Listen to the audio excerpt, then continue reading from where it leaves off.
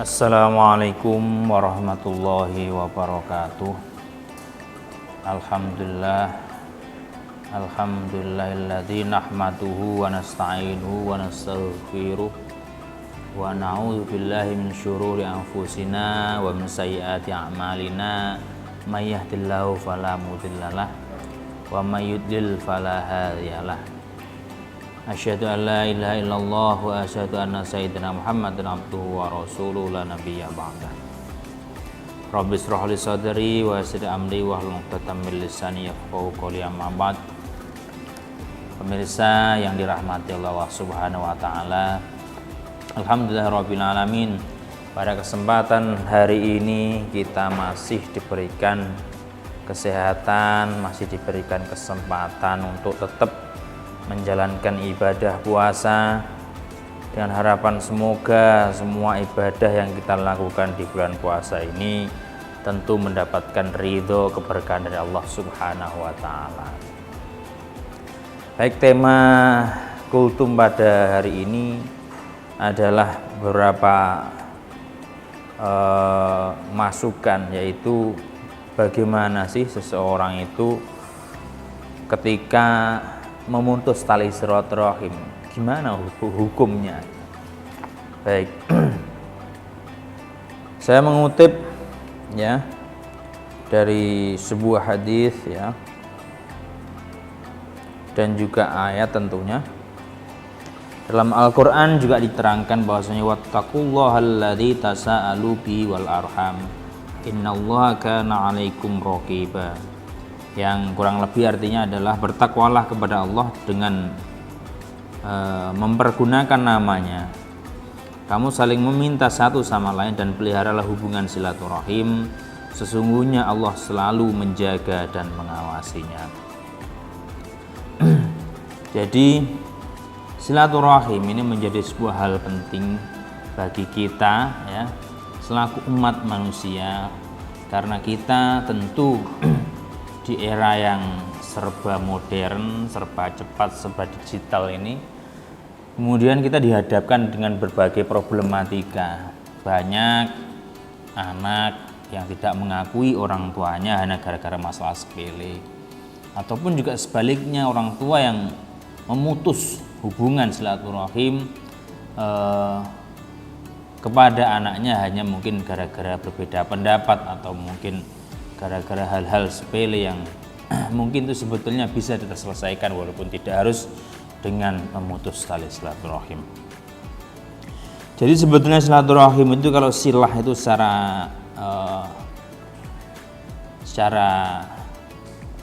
terminologi itu berarti sambung, dan rahim itu adalah kandungan. Ini bermakna apa? Bahwasanya sebetulnya kalaupun kita ya itu ingin bertakwa kepada Allah, tentu yang terpenting adalah bagaimana kita menjaga hubungan persaudaraan tali silaturahim kita dengan sesama umat manusia maupun Allah Subhanahu wa taala. Sebegitu besarnya tentu juga ada beberapa fadilah ya ketika kita menyambung tali silaturahim. Banyak sekali hadis yang menjelaskan bahwasanya ketika kita sambung silaturahim kita ya, tentu kita juga akan mendapatkan rizki yang lebih, bahkan juga dipanjangkan umurnya ketika kita mampu menjaga tali silaturahim. Dan juga tadi dalam hadis tersebut ya, jika kita ingin tergolong orang-orang yang bertakwa, tentu kita harus menjaga tali silaturahim di antara kita. Masir hadirun, pemirsa yang dirahmati oleh Allah Subhanahu wa taala.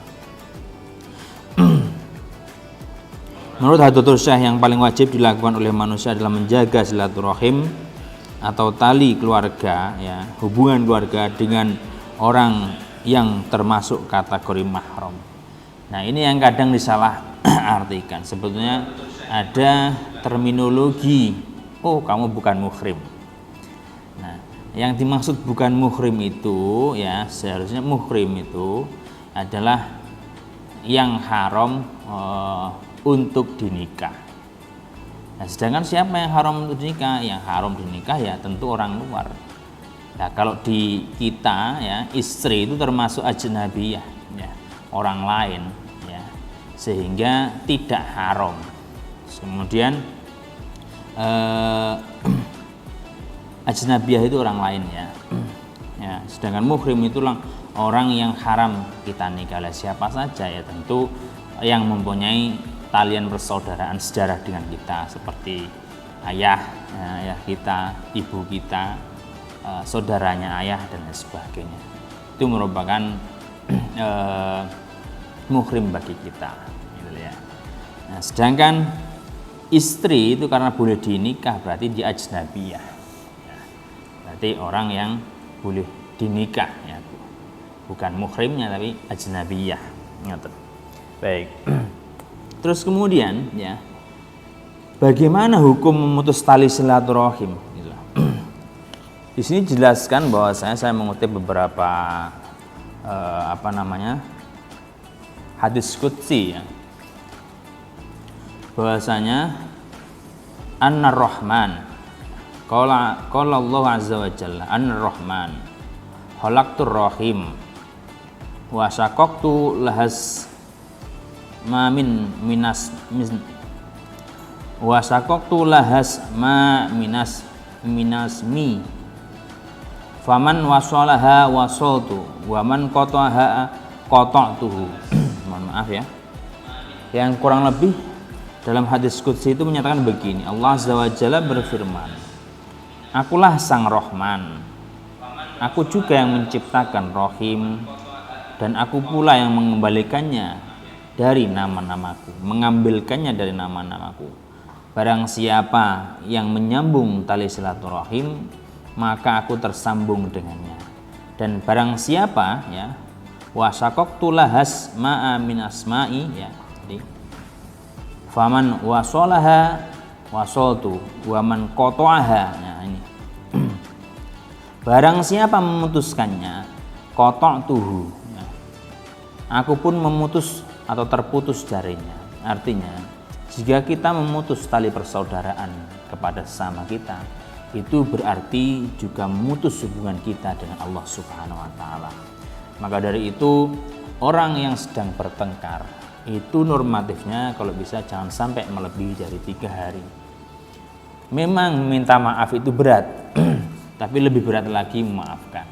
Sehingga sama saudara muslim, mari kita menjaga menjaga tali silaturahim. Karena ketidakrukunan di antara kita tentu akan menyebabkan murkanya Allah Subhanahu wa Ta'ala. Dulu zamannya Nabi Musa itu pernah dicoba oleh Allah. Dulu ketika umatnya Nabi Musa itu dilanda kekeringan bahkan bertahun-tahun ya, bertahun-tahun tidak hujan, kemudian Nabi Musa mengumpulkan seluruh kaumnya untuk sholat istisqa. Sholat istisqa itu minta hujan. Sekarang tidak usah minta, sudah hujan sendiri ya, alhamdulillah ya. Umatnya Nabi Musa itu bertahun-tahun kekeringan, kemudian tidak bisa bercocok tanam, sehingga dikumpulkanlah semua umatnya Nabi Musa untuk istisqa, minta hujan. Tapi ternyata tidak hujan juga. Akhirnya karena Nabi Musa itu adalah kalimullah, yaitu yang langsung bisa bercakap-cakap dengan Allah, kemudian Nabi Musa naik ke Bukit Tur Sina, kemudian bermunajat kepada Allah, ya Allah, kenapa umatku tidak engkau hujani atau tidak engkau berikan hujan, padahal kami sudah sholat istisqa.